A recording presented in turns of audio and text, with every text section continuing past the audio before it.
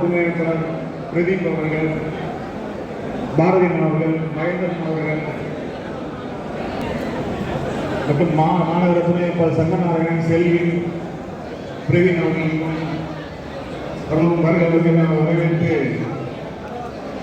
நம்ம கழகத்தின் சிறப்பாக நடந்து கொண்டிருக்கும் இந்த கூட்டத்திற்கு வருகை என வரவேற்று வாய்ப்பதற்கு நன்றி கூறி விடைபெறுகிறேன். நன்றி, வணக்கம்.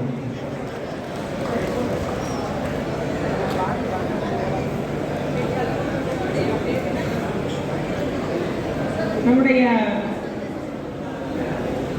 மாநில இளைஞரணி துணை செயலாளரும் துணை முதலமைச்சருமான சின்னவர் அவருடைய முன்னெடுப்பின் மூலம் என் உயிரினும் மேலான என்ற ஒரு பேச்சு போட்டி தமிழகமெங்கும் நடத்தினார்கள். அதில் 192 இளம் பேச்சாளர்களை நம்முடைய கழகத்திற்கு ஒப்படைப்பு செய்தது போல கண்டறியப்பட்டுள்ளனர். அதில் இப்பொழுது இந்த முதலாவதாக நமது ஊரை சார்ந்த 192 பேரில் ஒருவராக தேர்ந்தெடுக்கப்பட்ட தம்பி இளைஞரணி பொறுப்பில் இருக்கக்கூடிய தம்பி செந்தில் பாண்டி அவர்கள் முதலாவதாக உரையாற்றுவார்கள்.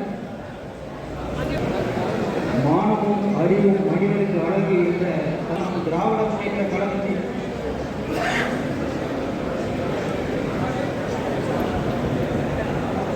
மானமும் அறிவும் மனிதனுக்கு அழகு என்ற அறிவுலக ஆசான் தந்தை பெரியாரை வணங்கி திராவிட முன்னேற்ற கழகத்தின் இளைஞரணி செயலாளரும் சேப்பாக்கம் திருவள்ளிக்கேணியின் சேகுவாரா எங்கள் இளைஞரணியின் இதயமாம் இளைஞரணி செயலாளர் அண்ணன் உதயநிதி ஸ்டாலின் அவர்களின் பிறந்த நாளை முன்னிட்டு இங்கு நடைபெற்ற தூத்துக்குடி வடக்கு மாவட்ட இளைஞரணி சார்பில் நடைபெற்றுக் கொண்டிருக்கக்கூடிய இந்த விளையாட்டு உபகரணங்கள் வழங்கும் நிகழ்ச்சிக்கு தலைமை ஏற்று சிறப்பிக்க வருகை புரிந்துள்ள தூத்துக்குடி வடக்கு மாவட்ட திராவிட முன்னேற்ற கழகம் வில் என்றால் ராமன், அதே போல வில் என்றால் எங்களை அன்போடு வரவேற்று மற்றும் மாவட்ட இளைஞரணி அமைப்பாளர் அண்ணன் மதியழகன் அவர்களே, மாநகர இளைஞரணி அமைப்பாளர் நம்முடைய இளைஞரணி செயலாளருக்கு எதற்காக நாம் பிறந்த நாள் விழா எடுக்கிறோம் என்றால்,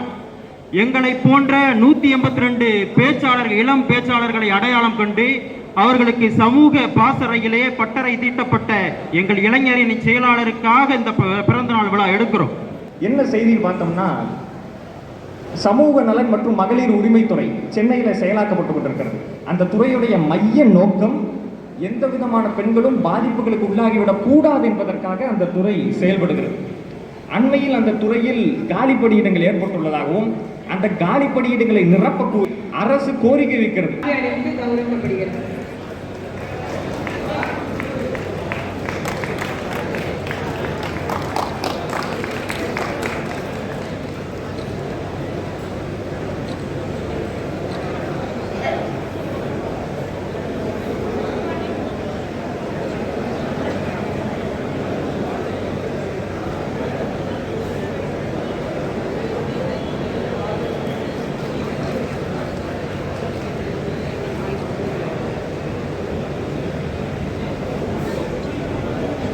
மாவட்ட இளைஞரணி அமைப்பாளர் தம்பி மதியழகன் அவர்கள் உரையாற்றுவார்.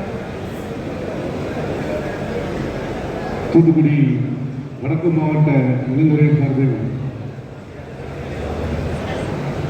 முத்தமிழறிஞர் கலைஞர் அவர்களின் பேரப்பிள்ளையும் முத்துவேல் கருணாநிதி ஸ்டாலின் அவர்களின் வீரப்பிள்ளையும் எங்களின் இளைஞர்களின் நம்பிக்கை நட்சத்திரம்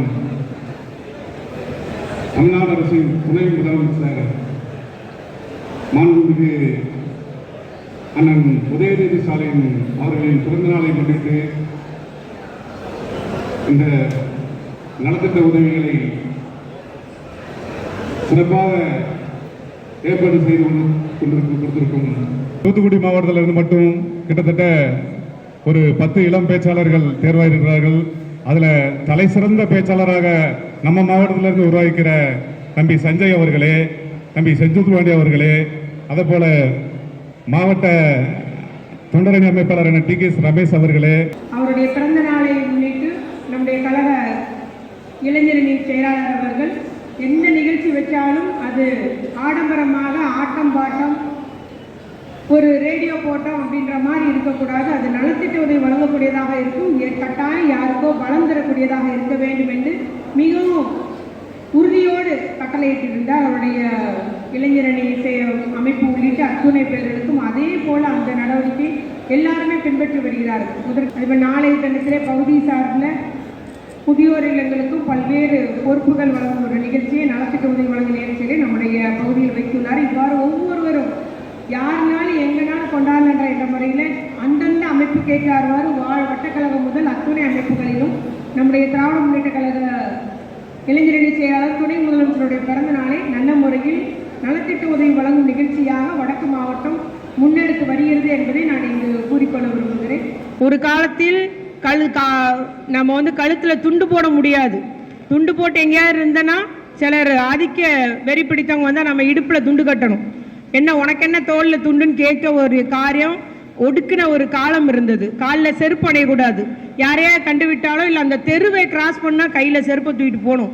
அந்த தெருக்குள்ளே அனுமதி கிடையாது, ஆலயத்தில் அனுமதி கிடையாது, கல்வி கற்க அனுமதி கிடையாது. இப்படி ஒரு அடக்குமுறை இருந்தது தான்.